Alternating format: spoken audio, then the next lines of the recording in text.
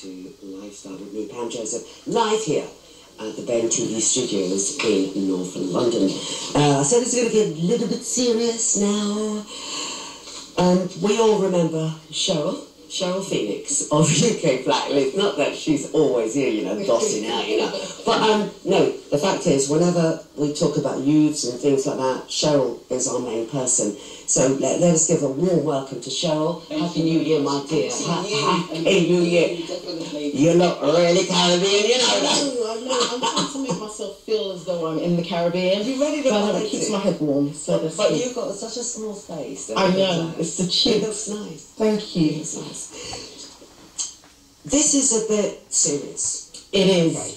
So we're talking about schooling. We're talking about the youths them getting into trouble. But explain it. Okay. The Black Child Agenda. Remember, I think even from 2014 I've been here, and 15, and again we're just into 2016. And we had a conference just on Friday gone, because it's something, what I did in 2015, I travelled from London, Birmingham, all over, north, south, east and west. We were going all over the place. We couldn't even get around the we couldn't even get It was mad, it was brilliant. So what we did, because I was thinking it can't just be a London issue, a north, south, east and west London issue. Let's go and find out, let's speak to parents, let's get into communities and actually hear their stories. Indeed. And I've heard some harrowing stories, some really, really sad and tragic stories about young people in schools, some of the things that are happening to them, racism, 6-year-olds being physically assaulted by teachers. And you're like, how is it that they're getting away with this? Now, don't get me wrong, our teachers are there, they do a fantastic job, a lot of them, most of them. However, when you're in a system that is structured, and the only way I can say is institutionally, not for us. But as a parent, you trust the system. Well, as a parent, you do. You think so? 35 to 40 hours of trust that you're leaving your child in the hands of these people. And for even again on Friday's meeting as well, we had a parent who stood up and was telling us that her daughter and son were beaten up in school. The son's jaw and face is damaged so bad that if he smiles, he can actually go blind because the bone in his face will go into his eye. Now, if she's listening, I hope she is, because I haven't been able to contact her since that day. We're trying to say, look, come forward, because we had lawyers at that meeting on that day, and that was the reason why we were doing the Black Child Agenda tour. Meet the lawyers. And so we said, meet the lawyers, come and see the lawyers. We had educational lawyers down there. We had criminal lawyers down there. We had a whole host of different lawyers that do a varying of roles. Now, when you hear it, people are like, oh no, children are just badly behaved. I'm like, well, we set out 500 chairs on Friday, and we were still taking out chairs. The meeting before that, with regards to knife crime, we set out 250 chairs. We still took out more chairs because people were coming. The meeting before that, it was the same thing. So then that tells me that all of these parents, all of their children can't all just be bad. There's something going on that is making and having these children out of school, having these children always, I would say picked on, but when they get to an age of like 12, 13, 14, I've always, any parent I speak to, and I get a lot of calls, and I say, how old is your son or daughter? It's always the same, 13, 14, 13, 14. Why? Vital time when they're picking their GCSE options.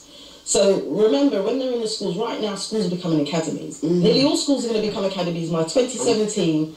They're a law unto themselves. They're actually private businesses. Very much independent. Your child, if they're in there and they're not in the top set, gifted and talented, and they're moving down, they put one foot out of place, they're out. A lot of the time. And there's nowhere for parents to go. A lot of people say, oh, well, the parents need to do better. Well, the parents should find out. But where do you go? As a parent sitting down right now, where would you go? Who will you call to say, I need some support, I need some help, my son hasn't done wrong, my son was just doing this, or my son's been ignored in the classroom every day, and because he shouted out, he's actually sent out of class and left in a room for 3 days. You know, my son or daughter's been told to write a statement or sign statements that they didn't write. It didn't actually happen, but through the threat of being permanently excluded if they don't sign the statement. Now, this is what teachers are doing to children. Now, as a child, you're perfectly innocent. You don't know how to defend yourself. As an adult, we will know and we will see. It's like, well, I'm not signing that. You know your rights. A 12 and 13-year-old have no idea. So these are the things that are happening. Parents are coming forward more and more because, you know, within our community, We don't like to talk our business. How are you? How's little Kwame? Your job? Oh yeah, it's fine. Yeah, everything good. Everything's absolutely hunky-dory and rosy. And really, you're going through hell. Your child is going through hell. Then you have to also think, what's happening mentally to your child? Yeah. You know, because there's our children filling up mental health institutions faster than anything else. Yeah. Now, if you're in an environment where you're being told, historically, you have contributed nothing to the world.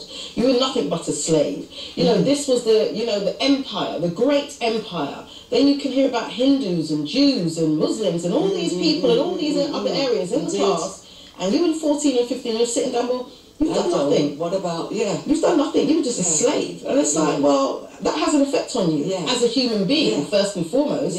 As a child, you know, that's probably the most important thing in your day. Hearing something positive about yourself, but the only thing you're hearing is negative. That has an effect on you psychologically. Then if you're being ignored in the classroom all day, that has an effect on you, because then you feel that you're obviously not worthy. You go home, you're maybe getting stressed from your mum or dad because you haven't done your homework, you haven't cleaned your room, have you done the dishes or your chores?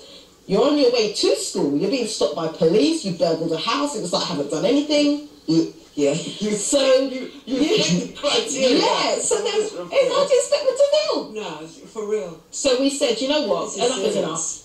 We're going to take this thing seriously. We're going to put some lawyers in action who know the law. And we're going to actually speak on behalf of parents. What we want is parents to write to us, email us, phone us, because we need the info. Oh, here we go. As soon as possible.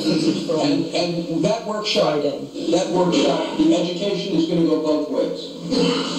While the expert is going to be talking about exclusion, Rolake and perhaps Mutibe from my office will be taking statements for parents so that we can put together a white paper. Because while I agree with you that it's important to protest, it's important to have your voice heard, the most important thing is to be specific about exactly what you want. That's number one. Number two is, this show should go on the road. There are more blacks than there are here.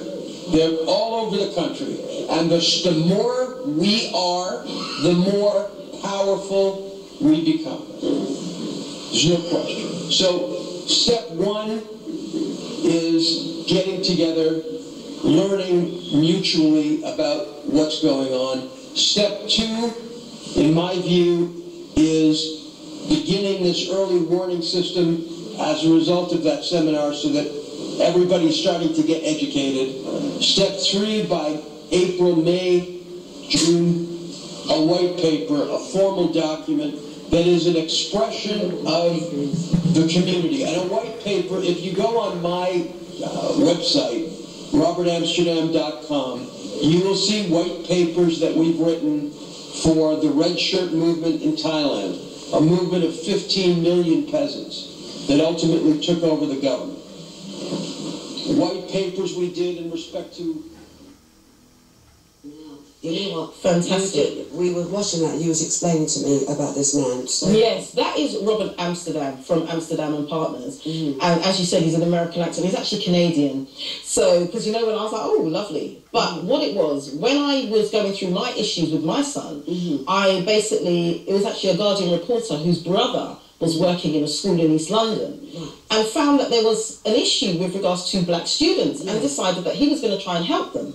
Now, whilst he was trying to help them, he actually got the sack because he found that the black students were being unfairly treated and harshly treated for minor infractions, and then he went in and tried to do something about it and support them, and they kicked him out of school. So his brother, being a reporter for The Guardian, he went to his brother and said, do you know what, there's an issue here.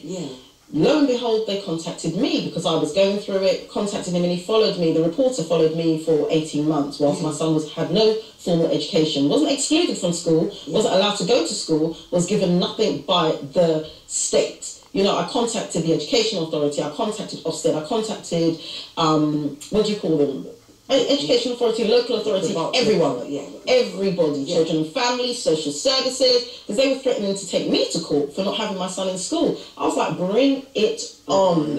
Whenever you're ready, come. No one ever wrote me back, because that was the only letter I did get. So, we're going to see some more in a second as well. Just let us know. But so Robert saw the case in the Guardian and phoned me. Out of all the organisations I contacted, this was the only one who contacted me. It is people like very well. My suggestion to us is that we are powerful and telling you, but we are not looking at candidates of our power. Only the rich can buy justice. Justice is costly. 3,000 pounds is small. It's a start. So what I'm suggesting is, why can't we put ourselves into a charity, a broader organization that is actually a lobbying body attracting money to actually fight our cases? Now, the government will actually give you money if they know that they're organized. Our problem is that we're not being organized. We are working, all in fragments. And the reason I came here today, I read this lady's flyer on Facebook.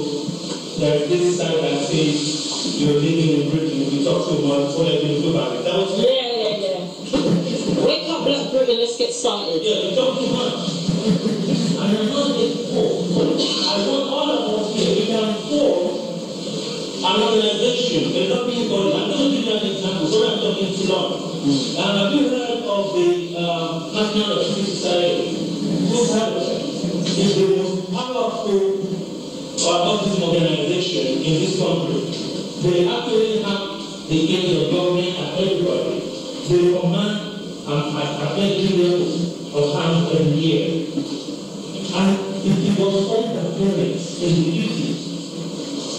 They were having the same problems that we are having. But they were middle class.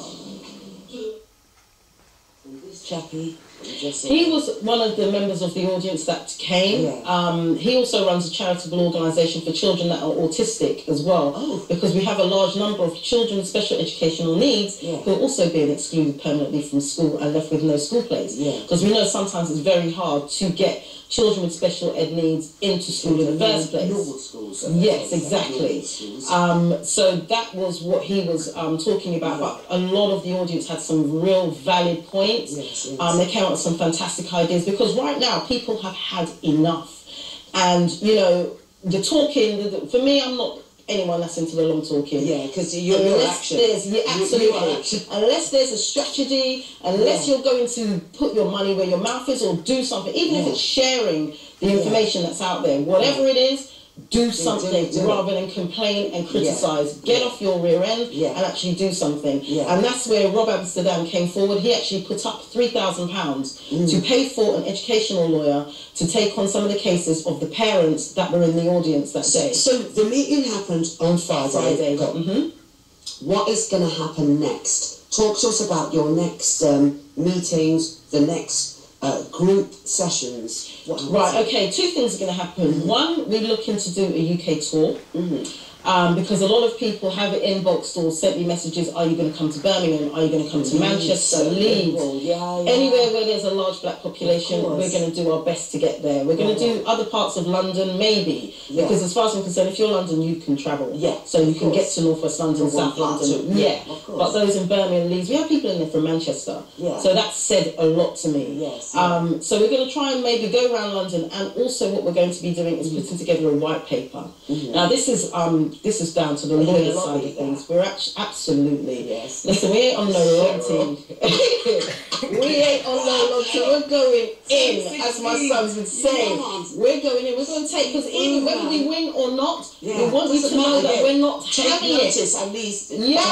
Stop abusing our children, because that's what it is abuse. They're lobbying to do things like having LGBT classes for 5 and 6 year olds. Why on earth does a 5 and 6 year old need to know about sex or gay and lesbian relationships? That's none of their business. What they need to know is having some self-pride, some self-worth, having a structured and proper education system that is balanced and fair. They talk about balance and fairness and well-being and all these things on their websites. But when your child is in their environment, they come out angry, bitter, and very upset. So there's something very wrong with the system that our children have to actually attend. A lot of people say we should have our own schools. That's fine. Start the fundraising campaign. Because that's what I'm saying. A lot of people have a lot to say. Get the money. Because once people put their money where their mouth is, we can have 10 schools. Yeah, we will have as many schools as we want. We can buy a building. We can buy the land under the building. We can do whatever we want. But instead of talking about it, get up and do something. If you want to join our team, we're more than happy. Because, like I said, 1,000 parents can't be wrong. Yeah, indeed. You know, 1,000 parents can't be wrong. And the direct link between exclusions and knife crime, exclusions and drug and gang violence, exclusions and all these things, there's a direct link. Definitely. So if you're not in school all day or you're not in any structured environment, then what else are you going to be? You're going to end up on the streets. The wrong track. All the W's, ukblack-links.com, ukblack-links.com. Azizi, talk to me. Azizi! Yeah. Okay, Azizi magazine. We're coming out in... When are we coming out? Spring this year. Okay. Azizi actually means precious in Swahili. That's why I chose the word. Is that better? Thank you. That's why I chose the word. And this is going to be a magazine which is going to be Precious Family and Child magazine. So in it we're going to cover education, vaccinations, money, entrepreneurship, just different elements. Anyone that's actually doing anything in our community, this is a place and a platform where you can actually read some interesting articles as well as find businesses and local services and get advice for you, get advice, all of those things. So I'm saying there's a lot of websites and stuff out there. There's so much information. We're in the age of information. There's so much of it. So I'm saying we need, again, a tangible product. Because if they decided to shut down the internet tomorrow, what you gonna do? Exactly. So I say it's good to have a hard copy, something that you can have, and you can have it as a referral treat. So we're going to bring out the magazine. We're going to do everything from healthy eating, because a lot of these kids, I'll be honest with you, a lot of them are behaving in a certain way because if they're in the junk, sugar, McDonald's for breakfast, all these kind of things, your children are bouncing off the damn walls. That's right. And then you're wondering why, or you want to beat them, but it's like, hold on a minute, what are you feeding them? So we have to look at things like that and take it very seriously. What you're feeding them, you could have your cooked food at home, but before they come home from school, they've already gone to absolutely, McDonald's, etc. What's it called? Chicken cottage. Absolutely. But do you know what? I firmly believe that they would actually be in the Caribbean establishments if. I think more, and this is probably a call to the Caribbean restaurants and takeaways, why don't you make some of your meals child-friendly? If they're spending $1.99 on a chicken and chips, why not do a jerk chicken and a couple of dumplings or something that's in a smaller portion that at least their parents know, okay, they've eaten something that it's okay. But no, we're going to these shops because it's cheap. You know, it's £2. And it's peer pressure as well. Of course. We're going Maccadees now, all right, so we'll come with you. And also it's peer pressure as well. But then a lot of our young people need to know that they have to also remember their culture. See, your food is your culture. It's part of your cultural identity. So if you can take your friend Tracy and say, Trace, come and try a bit of jerk chicken and a bit of fried dumpling or whatever for $1.99. Exactly. Tracy, exactly. Then you open up your restaurant to a whole new audience. You know? And it's got seasoning. Tastes good. We're gonna round up. So, mate, talk to you. You have got to keep coming. Absolutely. We need you. You guys are gonna get sick of me. I swear down, I don't understand why people are not calling. I don't know what it is. I don't know why. But you know what we're going to do? We're going to have a session with Cheryl, proper long one, and we need you to get involved. Absolutely. We need you to talk to Cheryl, find out where she's at, what's going on, and what have you. We need that going on. But Cheryl, we have to drop it now. So do your thing. Okay. If you want to contact me, my website, allthews.ukblack-links.com. If you want to phone 07856 473 039. What else is there? Email info@ukblack-links.com, or just go straight to Facebook. Everyone probably sees my posts on Facebook, which is Cheryl Phoenix. So hook me up on Facebook, Twitter, Instagram, the whole 9 yards. WhatsApp, if you've got my number, 07856 473 039. Most of my guys who are on WhatsApp, who I text this morning, will tell you I'm prolific on WhatsApp. 5 o'clock in the morning, ping, ping, ping, that's me. So be prepared. But if you need any assistance and help, please definitely give me a call, send an email, and we're more than happy to help and assist. And if you need legal support, definitely get in touch. Of course. Nice one, Cheryl. As always, nice one. Thank you ever so much. I know you're busy, but we'll see you soon. Absolutely. Certainly before the launch of that. Absolutely. Right on. We've got to take a break now. And he's waiting in the wing. What's Dark Persuader? Oh, The Dark Persuader. That's nice. He's waiting in the wing. Sound of that. Music corner coming up next.